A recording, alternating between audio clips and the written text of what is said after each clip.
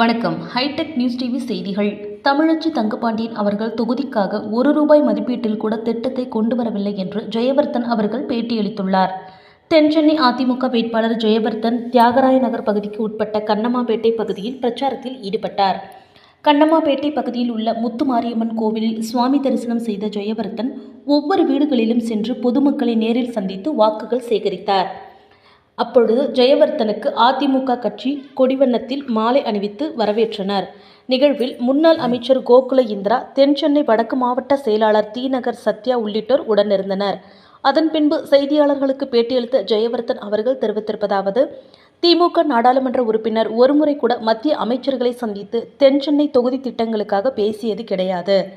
தன்னுடைய வேலை என்ன என்பது குறித்து ஒரு புரிதலே இல்லாமல் திமுக நாடாளுமன்ற உறுப்பினர் இருக்கிறார்.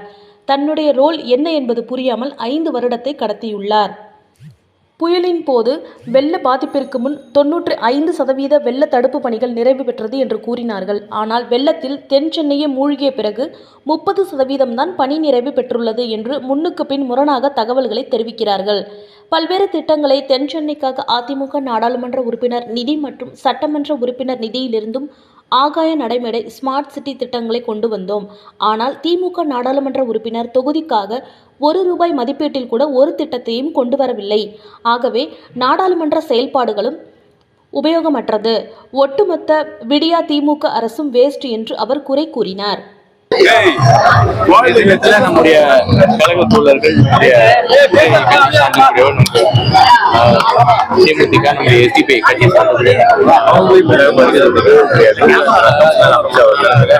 எம்எல்ஏ சத்யா அவர்கள் தலைமையில் பொதுச் செயலாளர் திமுக மாவட்ட செயலாளர் ஆட்கள் அவர்கள் வருகை தந்திருக்கிறார். இருக்கின்றது டி.நகர் தொகுதி என்று சொல்லுகின்ற பொழுது இந்த டி.நகர் தொகுதியில் பல்வேறு வளர்ச்சி திட்டங்களை கொண்டு வருவதற்காக நாடாளுமன்ற உறுப்பினராக நானும் நம்முடைய சத்யா அவர்களும் பல்வேறு கட்டங்களில் நடவடிக்கை எடுத்து அமிர்த திட்டத்தின் மூலமாக நிதியை பெற்று பூங்காக்கள் அமைப்பதற்கான நடவடிக்கை. இதுதான் ஒரு மாநில அரசு, ஒரு மத்திய அரசு அப்படின்னு சொல்றது. மத்தியில பார்த்தீங்கன்னா ஒரு நாடாளுமன்ற உறுப்பினர் அவர் நிதியை பெறணும். மாநிலத்தில் இருக்கக்கூடிய நம்முடைய சட்டமன்ற உறுப்பினர் பார்த்தீங்கன்னா அந்த திட்டத்தை நானும் அவங்க சேர்ந்து கண்காணிச்சு அது எந்த இடத்துல ப்ரையாரிட்டி பேசிஸ்ல பூங்கா அமைப்பதற்கான நடவடிக்கை அப்படின்னு சொல்றோம். பல்வேறு வளர்ச்சி பணிகள் நம்ம டி நகர்ல நம்ம இருக்கக்கூடிய பஸ் டெர்மினல் பொறுத்தவரையில் அங்க ஸ்கை வாக் பொறுத்தவரையில ஏற்பாடு பண்றது, மல்டி பார்க்கிங் ஃபெசிலிட்டி, இது எல்லாமே கொண்டு வந்தது அனைத்து ஞான திராவிட முன்னேற்ற கழகம். அதை சார்ந்தக்கூடிய நாடாளுமன்ற சட்டமன்ற உறுப்பினர் இந்த விதத்துல தான் இந்த நடவடிக்கை. ஸ்மார்ட் சிட்டி திட்டம் நம்முடைய ஒட்டுமொத்த தென்சென்னை தொகுதிக்கு இம்ப்ளிமெண்ட் பண்ணப்பட்டாலும் நம்முடைய T Nagar focus area of development அடிப்படையில் டி நகர் செலக்ட் செய்யப்பட்டு தொடர்ந்து குரல் கொடுத்து நடவடிக்கை எடுத்து அர்பன் டெவலப்மெண்ட் சந்திச்சு அதன் காரணமாக செலக்ட் செய்யப்பட்டு அதனால பாத்தீங்கன்னா ஒட்டுமொத்தமாக மிகப்பெரிய அளவில் பல்வேறு விதத்தில் வளர்ச்சி டி நகர் தொகுதிக்கு வந்திருக்கிறது. சோ இது நான் நாடாளுமன்ற உறுப்பினராக எடுத்துக்கூடிய திமுக நாடாளுமன்ற உறுப்பினர் 5 வருஷமா எங்க ஒரு தடவை கூட ஸ்மார்ட் சிட்டி பற்றி பேசுறேன். எந்த அளவுக்கு ஒரு மோசமான ஒரு நாடாளுமன்ற உறுப்பினர் அக்கறையே இல்லாத ஒரு டெவலப்மெண்ட் ஒரு இன்ஃப்ராஸ்ட்ரக்சர் ஒர்க்ஸ் சம்பந்தமா பேசுவோம், நடவடிக்கை எடுப்போம், அர்பன் டெவலப்மெண்ட் சந்திப்போம், எந்த விதத்திலும். அதனாலதான் ஸ்மார்ட் சிட்டி திட்டத்திற்கு மத்திய அரசாங்கம் அவருடைய காலகட்டத்தில் கொடுத்த ₹10. அர்பன் டெவலப்மெண்ட் மினிஸ்டர் அவ்வளவு முக்கியங்க. ஒரு மத்தியில் இருக்கக்கூடிய அர்பன் டெவலப்மெண்ட் மினிஸ்டர் ஒரு தடவை கூட திமுக நாடாளுமன்ற உறுப்பினர் சந்திக்கலாம். ஆக மட்டும் ஒட்டுமொத்தமா அக்கறையே இல்லை. ஒரு அர்பன் செக்டர்ல தேர்ந்தெடுக்கப்பட்ட ஒரு நாடாளுமன்ற உறுப்பினர் அர்பன் டெவலப்மெண்ட் மினிஸ்டர் சந்திக்கலாம். ஆக மட்டும் ஒரு புரிதலே இல்லை. அவரோட ரோல் என்னன்னு அவருக்கு தெரியவே இல்லை. தெரியாம ஒரு 5 விஷயத்தை கடத்திட்டாங்க. நீங்க அவங்க கிட்ட கேளுங்க. அவங்க கிட்ட எங்க பார்த்தாலும் அவங்க கிட்ட கேளுங்க. ஏன்னா ஊடகத்தை கண்டு பயந்து ஓடுறாங்க அவங்க எல்லாத்தையும். நான் கேட்கறதுக்கு இல்லைன்னா நீங்க அவங்க கிட்ட கேளுங்க. ஏமா இன்டெலெக்சுவல் ப்ராப்பர்ட்டி ஆப்லெட் போர்ட்லாம் இருக்குல்ல, அதெல்லாம் மூடினாங்கல்ல மத்திய அரசாங்கம். நீ ஏமா குரல் கொடுக்கல, நீங்க ஏமா குரல் கொடுக்கல, நீங்க கேளுங்க. இந்த மாதிரி நீங்க கேள்வி கேட்கறது பயந்துதான் அவங்க அங்கி நெருங்கி எல்லாத்தையும் மூடிட்டு இருக்காங்க. மக்களும் ஒரு துரத்துறாங்க, உங்களை கண்டு அவங்க பயந்து வர்றாங்க. ஆனா வீட்டுக்குள்ளேயே முடங்கி இருக்காங்க. ஸோ இதுதான் விஷயம். இந்த அரசு பொறுத்தவரையில ஒட்டுமொத்தமாக மக்களுடைய எண்ணத்தை புரிந்து கொள்ளாத ஒரு அரசு. விலைவாசி கட்டுக்கடங்காத விதத்துல இருக்கு, சட்டம் ஒழுங்கு சீர்கேடு இருக்கு, எங்கே பார்த்தாலும் போதை வசதிகள் எளிதாக கிடைக்கும் ஒரு மாநிலமாக இருக்கிறது. ஈபி கட்டணம் உயர்த்தப்பட்டிருக்கிறது. அதே போல அதுக்கப்புறம் சூவேஜ் மெட்ரோ வாட்டர் டேக்ஸ் உயர்த்தப்பட்டிருக்கிறது, பால் விலை உயர்ந்திருக்கிறது. ஸோ இது எல்லாமே பார்க்கும்போது உங்களுக்கு அட்மினிஸ்ட்ரேஷனா என்னன்னு தெரியாது, மக்கள் சுமையை தான் நீங்க அதிகரிக்கிறீங்க. அதுவும் உங்களோட இன்எஃபிஷியன்சி 2023 மிக்ஜாம் புயல் ஏற்படும் போது ஒட்டுமொத்தமா வெளிச்சத்துக்கு வந்துருச்சு. 95% பண்ணி முடிச்சிட்டீங்க நீங்க 4500 கோடி ரூபாய் மதிப்பிலான அந்த மழைநீர் வடிகால். அது மழை ஏற்பட்டு வெள்ளம் ஏற்பட்டு மக்கள் பட்னியா 4 நாள் இருக்கக்கூடிய சூழ்நிலை, சகஜ நிலைக்கு மக்கள் திரும்புவது கிட்டத்தட்ட 15 நாள் ஆயிருக்கக்கூடிய சூழ்நிலை. அதுக்கப்புறம் நீங்க சொல்றீங்க வெறும் 35% பணிகள் மேற்கொள்ளப்பட்டது சொல்றீங்க. ஒரு அரசாங்கமே போய் சொல்லுகிறது.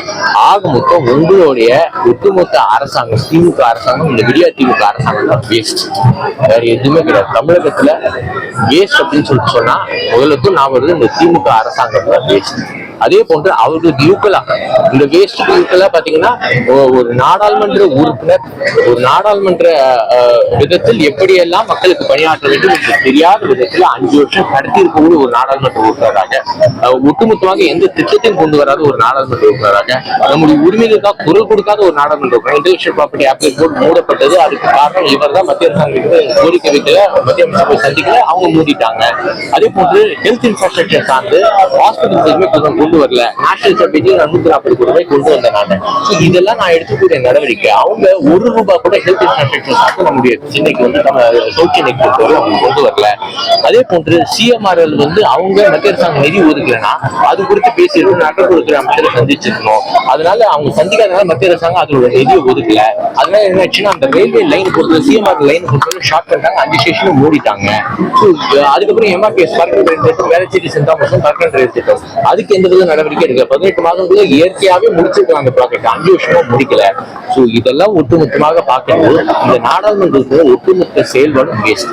சோ இந்த நாடாளுமன்ற உறுப்பினரோட ஒட்டுமொத்த செயல்பாடும் வேஸ்ட். திமுக அரசு அதோட நிர்வாகம் ஒட்டுமொத்தமா வேஸ்ட். ஆகும்போது இவங்க தான் டோட்டலி வேஸ்ட். நான் பட்டியலிட்டு சொல்றேன். நான் இதுக்கப்புறமா அக்கா புரியலன்னா அவங்களுக்கு எப்போதுமே புரியாது. தொகுதி பத்தி தெரியாத ஒரு நபரா இருக்காங்க, வேற எதுவுமே கிடையாது. அவங்க சொல்றாங்க central institute plastic engineering technology நான் கொண்டு வந்ததா சொல்றாங்க. நான் என்ன சொன்னேன், சென்ட்ரல் இன்ஸ்டியூட் பிளாஸ்டிக் எப்பயோ வந்தது, அதுல ஒரு பிரச்சனை ஏற்பட்டது. அந்த ஹெட் குவார்டர்ஸ் இந்திய நாட்டுக்கு ஹெட் குவார்டர்ஸ் சிப்பெட் நம்முடைய சென்னையில இருக்கு, நம்முடைய சவுத் சென்னையில இருக்கின்ற நம்முடைய சைதாப்பேட்டில் இருக்கு. அதை மத்திய அரசாங்கம் என்னுடைய காலகட்டத்தில் டெல்லிக்கு மாத்திரம் என்று முடிவு செய்தது. அப்ப என்ன ஆகும், டெல்லிக்கு மாத்திரம்னா அது உரிமை. முன்னொரு விஷயம் என்னன்னா ஃபண்டிங் பொறுத்தவரை எப்பவுமே வருஷம் நமக்கு 80 கோடி 90 கோடியா கிடைக்கும். ஆனா இப்ப என்ன ஆயிடும்னா ஹெட் குவார்டர்ஸ் டெல்லிக்கு மாத்திரம் கிட்டத்தட்ட ஒரு 5 கோடி 6 கோடி.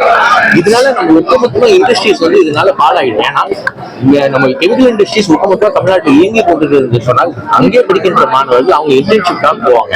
அங்கே படிக்கின்ற ப்ரொஃபசர் ஏதாவது ஒரு கெமிக்கல் இண்டஸ்ட்ரியில பிரச்சனைனா அங்க போய் அவங்க தீர்த்திருப்பாங்க. இதெல்லாம் நன்கு உணர்ந்துதான் ஒரு பார்லிமெண்டேரியன் ஒரு ரோலை நன்கு உணர்ந்துதான் தெரிஞ்சுக்கிறது. உரிமையை நிலைநாட்ட வேண்டும் என்பதற்காக பாராளுமன்றத்தை அமைச்சரை சந்திச்சு இது தெரியாம அக்காக்கு ஒரு புரிதல் இல்லை. அவங்க புரிஞ்சிருந்தாங்கன்னா சிப்பட்டு நானும் கொண்டு வந்தன்ற மாதிரி அவங்க சொல்றாங்க. அது கேள்விக்குதான் விஷயம். நான் உரிமைக்கு பொருள் கொடுத்து அதுல கருத்து ரிப்போர்ட்டர் சிப்பட்டு டெல்லிக்கு மாத்துவது நான் கருத்து இருக்கேன். அப்ப புரிஞ்சுட்டு பேசுறேன்.